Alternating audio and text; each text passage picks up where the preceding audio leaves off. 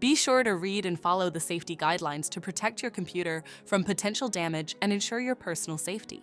For more information about safety guidelines, see the owner's manual at dell.com/support. Before you begin, turn off the computer and disconnect all the attached peripherals. Loosen the captive screws holding the base cover in place. Using a plastic scribe, pry the base cover from the palm rest assembly, starting at the top edge and working your way around to release it from all sides. Now lift the base cover from the palm rest assembly. If your computer is unable to enter service mode, disconnect the battery cable from the system board. To remove the solid-state drive 2230 on slot 3 and 4, identify the solid-state drive. Remove the 2 screws. Lift the thermal shield off the solid-state drive. Slide and lift the SSD from the slot.